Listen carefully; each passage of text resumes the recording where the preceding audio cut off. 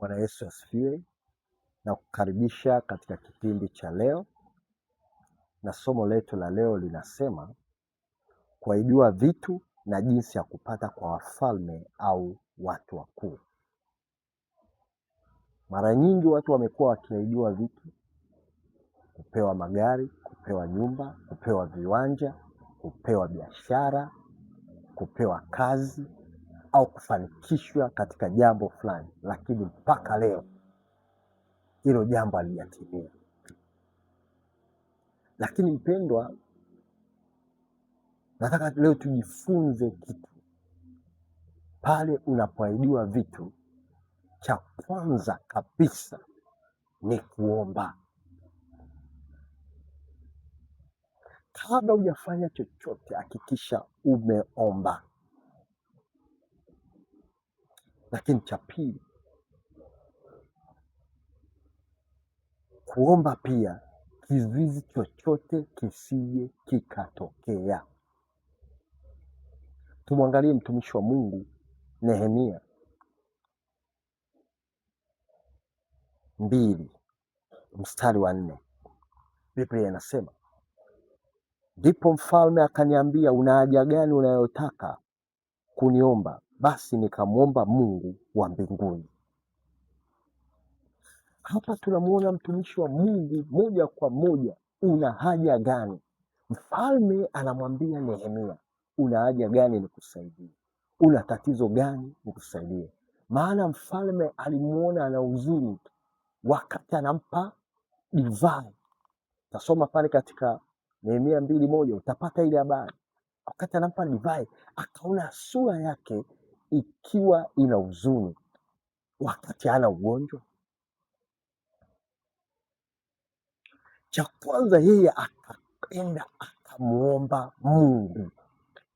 Kabla ya chote, si kufurahia, kwa sababu watu wakiahidiwa vitu wanafurahi kwanza, badala ya kumwomba kwanza Mungu kabla ya kufurahi. Ufurahi wakati umepewa kile kitu, sio unafurahi hauna. Maana Mungu, ukisoma katika anasema katika Isaya 60:11, malango yako yatakuwa wazi daima, hayatafungwa mchana wala usiku, ili watu wapate kukuletea utajiri wa mataifa. Unapoona upati vitu, manake malango yako yamefungwa. Lazima upambane, uhakikishe malango yako yako wazi, ili baraka ije kwenye maisha yako. Tunamwona mtumishi wa Mungu katika Wakorintho wa kwanza 16:9. Biblia inasema, kwa maana nimefunguliwa mlango mkubwa wa kufaa sana, na wako wengi wanipingiao. Anasema mlango wangu umefunguliwa, lakini watu wananipinga. Inawezekana kabisa lile neno la kuambia nitakubariki, nitakupa hiki, nitakufanyia kile, ni mlango wako uko wazi, lakini mtumishi wa Mungu hapa anasema wapo wengi wanipingao. Hautapata vitu kirahisi. Lazima uwe mtu wa vita mpendwa, lazima uwe mtu wa maombi mpendwa, la sivyo utabaki tu kuwa na ahadi za watu zisizotimilika. Usitarajie wema au uzuri wa yule mtu. Nenda kashikilie hiyo ahadi kwenye maombi.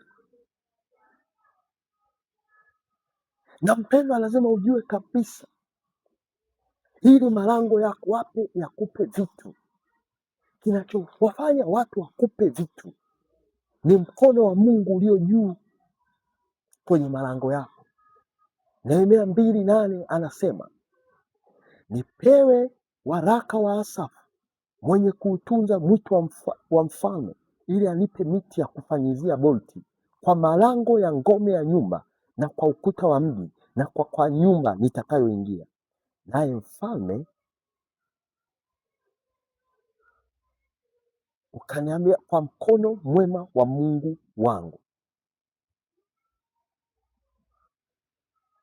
Kwa mkono wa Mungu ndio unakufanya upate vitu, sio kwa nguvu zako, Kupata vitu kwa wafalme ni kwa mkono wa Mungu. Mithali 21:1 Biblia inasema moyo wa mfalme uko mkononi mwa Bwana, kama mito ya maji hugeuza apendavyo. Kwa hiyo moyo wa mfalme uko mikononi mwa Mungu. Ili mfalme akutendee jambo, lazima uingie kwa Mungu, na ule moyo wa mfalme uwe laini, ili uweze kupata vitu. Huwezi kupata vitu kirahisi. Bwana Yesu asifiwe sana. Ukisoma pia Nehemia 2:4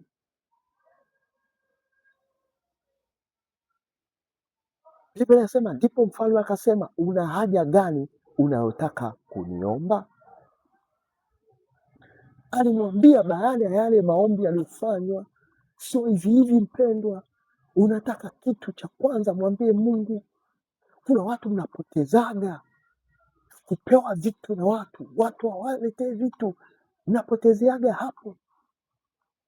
Na kama unataka watu wakupe vitu, hasa wafalme au watu wakuu, usitangulize shida zako, utakuwa unapoteza. Usiombeomba hela, utakuwa unapoteza. Usipige simu ovyo kwao kama una jambo la maana. Una jambo la maana kila saa, nimekupigia simu, nilikuwa nakusalimia tu, umepoteza. Lazima mjue jinsi ya kukaa na watu wakuu ili ufanikiwe. Lazima ujitahidi kufanya maombi ili watu wakupe vitu. Naitwa mtumishi Daniel. Mungu akubariki sana.